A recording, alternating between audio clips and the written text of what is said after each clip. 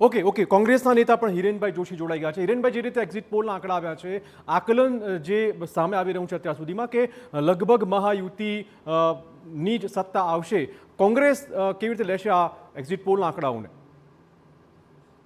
Congress party હજી તો આ શરૂઆત થઈ છે, એટલે કોંગ્રેસ પાર્ટીને તો કન્ફર્મ છે જ કે અમે લોકો અમારી જ આમાં સરકાર બનવાની છે અને અમે લોકો બહુમત લાવશું અને અમારા જ ડિસિઝનથી અહીંયાનો મુંબઈનો એક મેયર ચૂંટવામાં આવશે. અમે કિંગ મેકર બનીને આવશું. કિંગ મેકર એટલે ટૂંકમાં અન્ય પક્ષોનો સહયોગ લઈને તમે સત્તા બનાવશો, આ પ્રકારનું તમારું અનુમાન છે અત્યારે? યસ.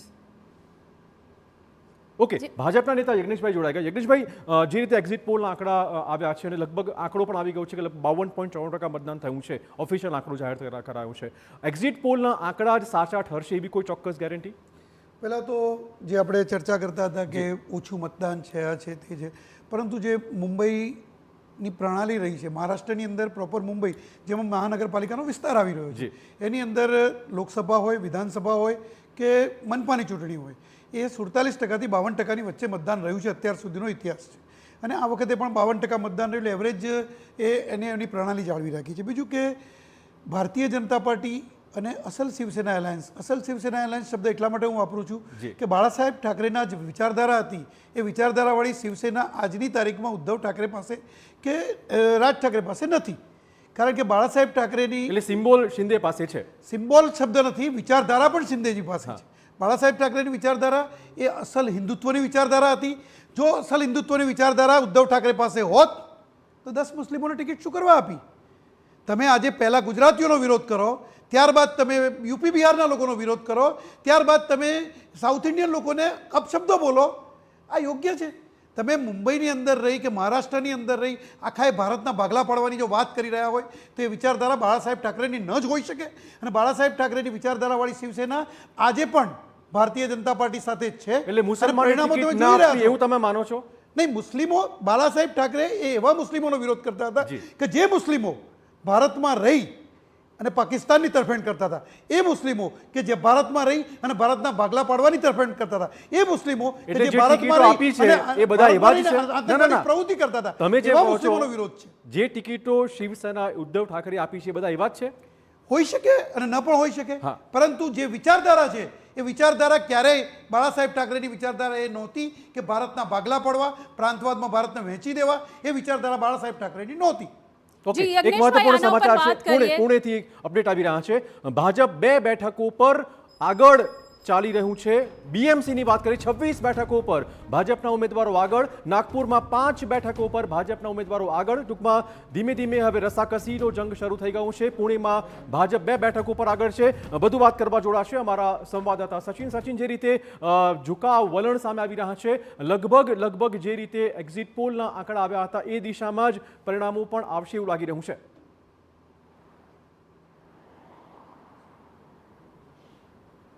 ચિરાગ, અત્યારે કહેવું થોડું ઉતાવળિયું હશે કારણ કે હજુ તો પ્રથમ રાઉન્ડ શરૂ થયો છે એવું આપણે કહી શકીએ છીએ. પરંતુ હા, જે પ્રકારે આ જે એક્ઝિટ પોલ સામે આવી રહ્યા હતા એ જ પ્રકારે આ કંઈક પરિણામો આવતા હોય એવું અત્યારે દેખાઈ રહ્યું છે. પરંતુ હજુ ઘણા બધા રાઉન્ડ્સ હજુ બાકી છે. ઘણા બધા રાઉન્ડ્સમાં આગળ કયા પ્રકારની પરિસ્થિતિ થાય છે એ જોવાનું છે. 2017માં પણ જ્યારે ચૂંટણી થઈ હતી ત્યારે ચૂંટણીના પરિણામોમાં ક્યાંક ને ક્યાંક ભારતીય જનતા પાર્ટીમાં એક ઉત્સાહ જરૂર હતો, પરંતુ જે બેઠકો છે બેઠકોમાં શિવસેના ક્યાંક આગળ નીકળી ગઈ હતી. ત્યારે આ જે સ્થિતિ છે એ સ્થિતિની સાથે સાથે આ વખતે પણ આપણે એટલી ઉતાવળ ન કરવી જોઈએ. જો ચૂંટણી પરિણામો છે, ચૂંટણી છે, રાજકીય પાર્ટીઓ પોતપોતાની રીતે મુદ્દાઓ મૂકતી હોય છે. સ્વાભાવિક રીતે આ વખતે મેં કહ્યું એ પ્રમાણે કે જે મહાયુતિ હતી એમાં પણ સ્પ્લિટ હતું અને એ જે સગવડિયું રાજકારણ, હું જે શબ્દ વાપરી રહ્યો છું એટલા માટે કારણ કે આપણે જોયું પણ છે કે અકોટ હોય કે પછી બીજી બેઠક હોય, ત્યાં જે પ્રકારે ભાજપના ડિસેન્ટ્રલાઇઝ કરીને ત્યાંના જે સ્થાનિક સ્તર ઉપર જે ગઠબંધન કરવાની વાત હતી, બાદમાં દેવેન્દ્ર ફડણવીસે ગઠબંધનને નકાર્યું, ત્યારે આ જે સ્થિતિ છે એ પણ આપણે જોઈ છે. બીજી બાબતો અહીંયા છે કે જે મુદ્દા સાથેની વાતચીત છે, વાત એક બીજી લોકોના માનસ પર એ પણ છે કે રાષ્ટ્રીય પાર્ટીઓ જે છે રાષ્ટ્રીય મુદ્દાઓ જ ઉઠાવે છે. લોકલ જે સિવિક ઇશ્યુઝ છે, સિવિક ઇશ્યુઝ ક્યાંક એમાં દબાઈ જાય છે. સ્વાભાવિક લોકોને ટ્રાફિકનો પ્રશ્ન નડે છે, સ્વાભાવિક લોકોને સેનિટેશનનો પ્રશ્ન નડે છે, સ્વાભાવિક લોકોને જે એસટીપી પ્લાન્ટ છે, ઘણી બધી સુવિધાઓ લોકોને જોઈએ છે. અને આ જે વિષય છે, વિષય ફૂટપાથ, જે સિનિયર સિટીઝન સિટીઝન્સને ચાલવા માટે જોઈએ છે, એ પણ એક મુદ્દો અહીંયા લોકો ઉઠાવી રહ્યા છે.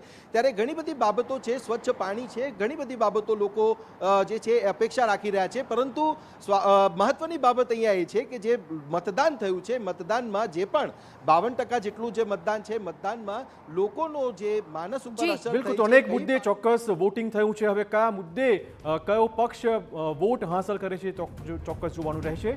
બિલકુલ, તો અમારી સાથે યજ્ઞેશભાઈ જે જોડાયેલા છે, થોડી વખત પહેલા જ યજ્ઞેશભાઈએ જે તમામ મુદ્દાઓની વાત કરી, એનસીપીના પ્રવક્તા ક્લાઇડ ક્રાસ્ટો પણ અમારી સાથે છે. તમારું શું કહેવાનું છે? યજ્ઞેશભાઈએ જે પોતાનો પક્ષ મૂક્યો છે, જે અલગ અલગ મુસ્લિમ ફેક્ટરની વાત હોય કે મરાઠી માનુષની વાત હોય, એને લઈને જે એમનું વક્તવ્ય છે, તમે કેટલા સહેમત છો એમનાથી? ક્લાઇડ. જો વાત ચોખ્ખી છે, મેં તમને પહેલા જ કીધું કે બેઉ બાજુ જે છે, ભારતીય જનતા પાર્ટી એના મિત્ર ઠાકરે, શિવસેના, મનસે મિત્ર પક્ષ, બેઉ બાજુથી વાતો થઈ છે. હું નકારતો નથી. મુદ્દો મેઇન શું છે? જે લોકોનો સેવા કરશે, જો લોકો સાથે રહેશે, લોકો એમને જ વોટ આપશે. તો મુદ્દા જે છે, તમે જો 1 મહિના પહેલા જે કેમ્પેનિંગ શરૂઆત થઈ, લોકોનો મુદ્દો ઉપરથી પછી હિન્દુ મુસ્લિમ, હિન્દુ મેયર થશે, મુસ્લિમ મેયર નહીં થશે, વાતે તો બીજેપીએ પણ કર્યું છે.